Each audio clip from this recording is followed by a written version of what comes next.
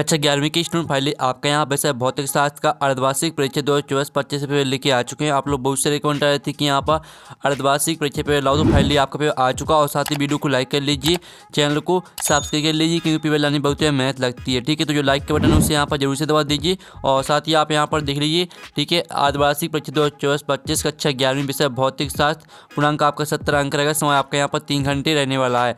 ठीक है, और आपके यहाँ पर निर्देश आते हैं, सही प्रश्न करना अनिवार्य है। मैं आपका दूसरा आता प्रश्न क्रमांक 1 से 5 तक वस्तुनिष्ठ प्रश्न जिनके लिए 28 अंक निर्धारित है। तो आप यहाँ पर निर्देश पढ़ लीजिएगा। आप चलिए जो आपको भौतिक शास्त्र का पेपर वो देख लेते हैं।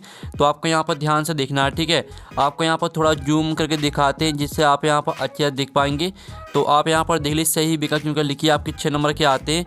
तो पहला आता प्रकाश वर्ष मात्रक है, तो आपका आता समय का, और बात आपका यहाँ पर दूरी का, और साथ आता प्रकाश ऊर्जा का, और दाता द्रव्यमान का। तो यहाँ प्रकाश वर्ष मात्रक है, तो इसका राइट आंसर आपका बा हो जाएगा दूरी का। फिर आपका यहाँ पर दूसरा आता दो पिंडों के बीच की दूरी r है, इसके बीच इनके बीच गुरुत्वाकर्षण बल समानुपाती होगा। तो आपका था r² और बात आपका r⁴ और साथ r⁻2 और दाता आपका r⁻4। ठीक है, तो जो आपके यहाँ पर दिया गया है दो पिंडों के बीच की दूरी r है, इनके बीच गुरुत्वाकर्षण बल समानुपाती होगा। तो इसका राइट आंसर आपका सा हो जाएगा r⁻2। फिर आपका यहाँ पर तीसरा आता है।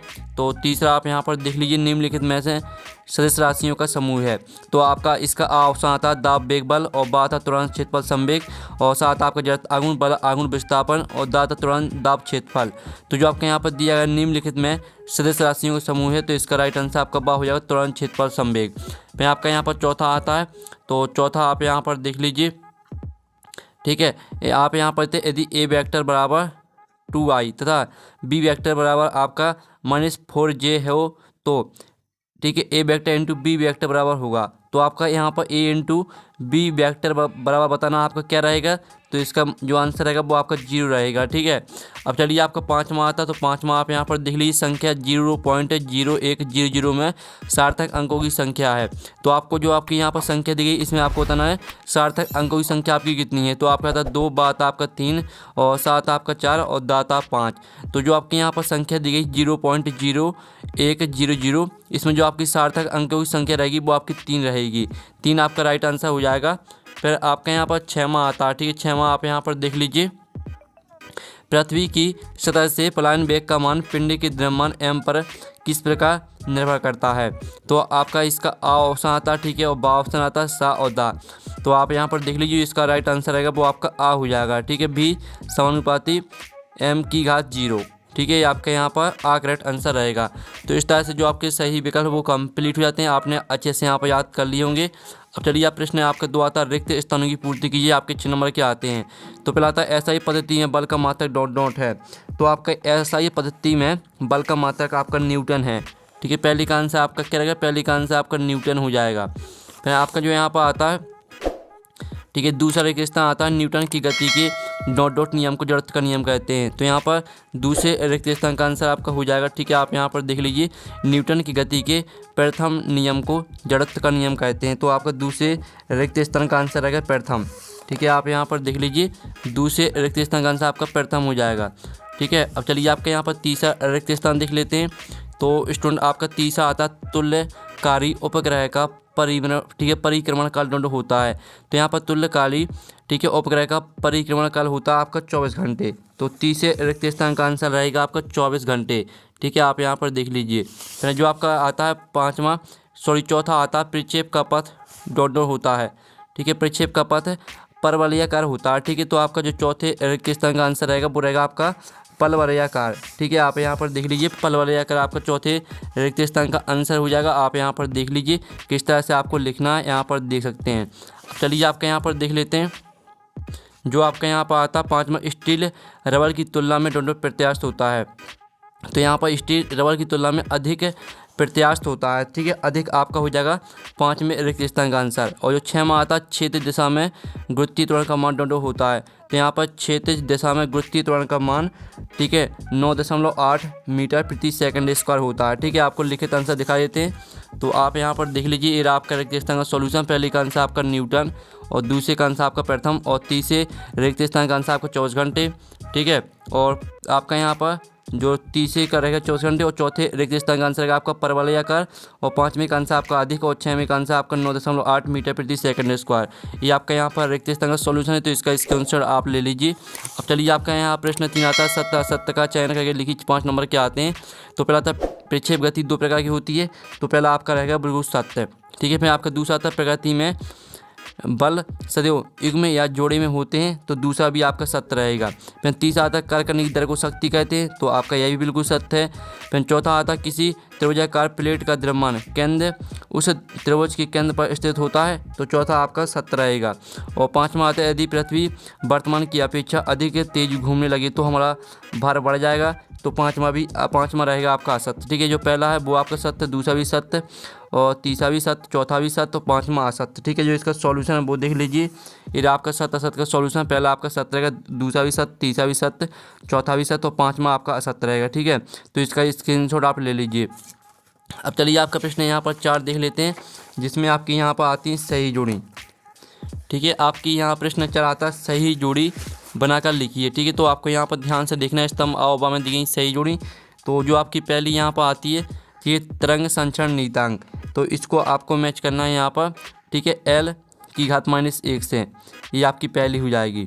और जो आपकी दूसरी आती है पलायन वेग, तो पलायन वेग को मैच करना है आपको यहाँ पर √2GR, ठीक है, ये आपकी दूसरी हो जाएगी। फिर जो तीसरी आती है अभिकेंद्री त्वरण, तो अभिकेंद्री त्वरण को मैच करना है आपको यहाँ पर LT-2 से, ये आपकी तीसरी हो जाएगी।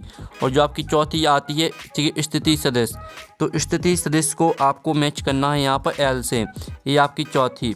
और जो आपकी पाँचवीं आती है कोणीय चाल, तो कोणीय चाल आपको मैच करनी है यहाँ पर T-1 से, ठीक है, ये आपकी पाँचवीं हो जाएगी। और जो आपकी आती है सरल आवर्त गति में बल नीतांक, तो इसको मैच करना है आपको यहाँ पर, ठीक है, ML/T-2 से, ये आपकी 6वीं।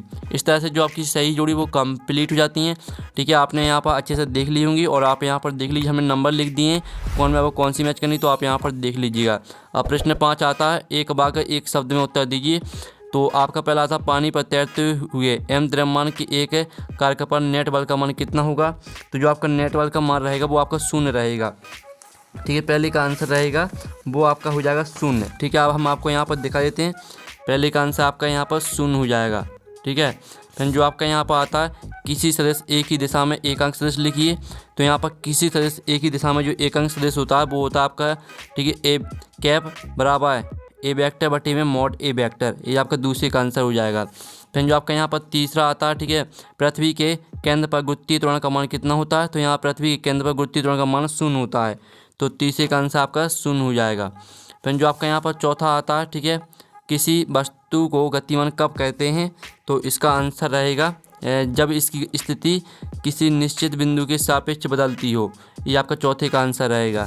फिर जो आपका यहाँ पाँचवा आता है द्विविमीय गति के 3 उदाहरण दीजिए, तो आप यहाँ पर देख लीजिए रहे आपकी द्विविमीय गति के 3 उदाहरण, कर का, ठीक है, टेढ़े मेढ़े मार्ग पर चलना, और मैदान में साइकिल की गति, और बिलियर्ड गेंद की गति, ये आपके 3 उदाहरण हो जाते हैं। द्विविमीय गति के आपके 3 उदाहरण हैं, तो इनको भी याद कर लेना, ठीक है। तो ये आपका यहाँ पर एक शब्द वाक्य में तक सॉल्यूशन दिया गया है, तो इसका स्क्रीनशॉट आप ले लीजिए, ठीक है, जिससे आपको याद करने में आसानी जाएगी। अब चलिए आपका यहाँ पर प्रश्न 6 आता है ऐसा ही पद्धति की सभी मूल राशियाँ एवं इसके मात्रक लिखिए। तो स्टूडेंट आप यहाँ पर देख लीजिए, ये रही आपकी ऐसे पद्धति की, ठीक है, मूल राशि लंबाई, द्रव्यमान, समय, विद्युत धारा, तापमान, पदार्थ की मात्रा और ज्योति तीव्रता, और इनकी मात्रा रहेंगे metre, kilogram, second, ampere, kelvin, mole और कैंडेला, ठीक है। आपको मात्रा का प्रतीक याद नहीं करना है, सिर्फ आपको मूल राशि और मात्रक याद करनी है, ठीक है। मात्रा का प्रतीक आपको याद नहीं करना है। अब चलिए जो इसका अथवा आता है विमीय विश्लेषण की सीमाएं लिखिए, तो जो इसका आंसर है वो आप यहाँ पर देख लीजिए, रही विमीय विश्लेषण सीमाएं, ठीक है। यदि किसी सूत्र में कोई विमाही नियतांक आता है तो इसका मान इस विधि द्वारा ज्ञात नहीं किया जा सकता है। फिर आपका दूसरे यहाँ पर सीमा देख लीजिए, इस तरह से दोनों सीमाएं आपको याद कर लेनी है। फिर जो आपका यहाँ पर आता आवेग क्या, इसका ऐसा ही मात्रक लिखिए, तो आप यहाँ पर देख लीजिए बल तथा समय, ठीक है, समय अंतराल के गणनफल को बल का आवेग कहते हैं, ठीक है। बल का आवेग बराबर बल गुणा समय अंतराल, ठीक है। इस तरह से सूत्र आप यहाँ पर देख लीजिए, यह सदस्य राशि है, और ऐसे ही मात्रक आपका न्यूटन प्रति, ठीक है, न्यूटन इंटू सेकंड, ये आपका यहाँ पर होता है इसका ऐसे ही मात्रक, तो इसका स्क्रीनशॉट आप ले सकते हैं। अब चलिए जो आपका 7वें का अथवा आता है तो वो आप यहाँ पर देख लीजिए, ठीक है, ऐसे घर्षण तथा इसके सीमांत मान को परिभाषित कीजिए। तो आप यहाँ पर देख लीजिए स्थितिक घर्षण, जब दो वस्तुएं एक दूसरे के संपर्क में विराम अवस्था में होती हैं तो उनके बीच लगने वाला घर्षण बल स्थितिक घर्षण कहलाता है। यह बल दोनों वस्तुओं के बीच सापेक्ष गति का विरोध करता है। और इस सीमांत मान को भी आप यहाँ पर देख लीजिए, इस तरह से सीमांत मान भी आपको पूरा याद करना है। ये आपका 7वें का अथवा का आंसर हो जाता है। अब चलिए आपका 8वां प्रश्न आता है। तो आप यहाँ पर देख लीजिए देशों के एक संबंधी त्रिभुज नियम लिखिए। तो आप यहाँ पर देख लीजिए इस नियम के अनुसार, ठीक है, यदि दो सदिश परिमाण एवं दिशा में एक त्रिभुज की दो संलग्न भुजाओं द्वारा एक क्रम में प्रदर्शित की जाए तो उनका परिणामी सदिश परिमाण तथा दिशा में त्रिभुज की तीसरी भुजा द्वारा विपरीत क्रम में प्रदर्शित होता है। ठीक है, इस तरह से आपका 8वें का आंसर हो जाता है। अब जो इसका अथवा दिया गया, ठीक है, कोणीय वेग किसे कहते हैं, इसका सूत्र लिखिए। तो आप यहाँ पर देख लीजिए कोणीय वेग किसी वस्तु की स्थिति कोण के समय के साथ बदलने की दर को कहते हैं। और इसका सूत्र होता है आपका W बराबर थीटा बटे में टी, जहाँ W बराबर कोणीय वेग और थीटा स्थिति कोण और टी समय। ठीक है, आपका 8वें का अथवा का आंसर हो जाता है। फिर आपका यहाँ पर देख लेते हैं 9वां प्रश्न आता है। ठीक है, क्रिकेट में खिलाड़ी, ठीक है, खेलते समय अपने हाथों को पीछे की ओर क्यों खींचते हैं। तो इसका जो आंसर रहेगा वो आप यहाँ पर देख लीजिए, गेंद को लपकने में हाथों को दिया गया आवेग। ठीक है, F गणें डेल्टा टी बराबर गेंद के संवेग में परिवर्तन। तो इस तरह से पूरा आपको यहाँ पर कम चोट लगती है, यहाँ तक पूरा याद कर लेना है। अब चलिए जो इसका 9वें का अथवा आता है तो वो हम यहाँ पर देख लेते हैं। ठीक है, लोरर, ठीक है, को धकेलने की अपेक्षा खींचना क्यों आसान होता है। तो जो इसका आंसर रहेगा 9वें का वो आप यहाँ पर देख लीजिए 9वें का अथवा का आंसर आता है। उपयुक्त से स्पष्ट है कि धकेलने की अपेक्षा खींचने में लगने वाले घर्षण बल का मान कम होता है, अतः रोलर का धकेलने की अपेक्षा खींचना आसान होता है। ये आपका 9वें का अथवा का आंसर हो जाता है। फिर आपका यहाँ पर 10वां प्रश्न देख लेते हैं। शक्ति की परिभाषा मात्रक या विमेय सूत्र लिखिए। तो आप यहाँ पर देख लीजिए, ये रही आपकी यहाँ पर शक्ति की परिभाषा। ठीक है, शक्ति किसी कार्य करने की दर को कहते हैं। दूसरे शब्दों में किसी वस्तु पर एक निश्चित समय में किया गया कार्य ही शक्ति कहलाता है। और इसका आप यहाँ पर शक्ति बराबर किया गया कार्य W बटे में लगा समय T। ठीक है, मात्रक रहेगा आपका वाट और अन्य मात्रक अश्वशक्ति। ठीक है, और विमेय सूत्र आपका रहेगा ml² T-3। ठीक है, इस तरह से आपका आंसर हो जाता है।